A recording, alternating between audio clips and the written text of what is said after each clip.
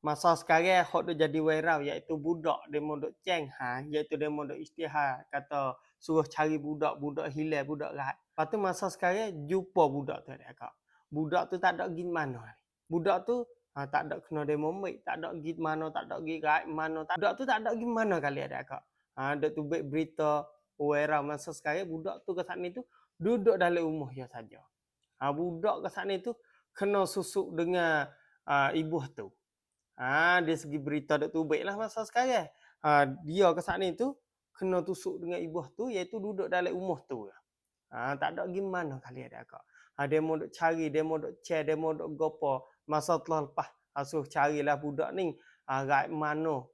Masa sekarang jumpa duduk dalam rumah tu. Dalam media tu dia kata apabila azan ke sana tu, apabila bel ke sana tu jumpa budak tu. Tu jumpa budak kat sana duduk dalam rumah. Atau budak kat sana tu tak ada pergi mana ni.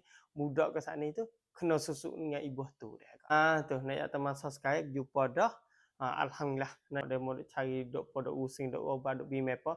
Masa sekarang kita boleh tahu kata duduk dalam rumah saja. Masa sekarang boleh jumpa dah. Alhamdulillah.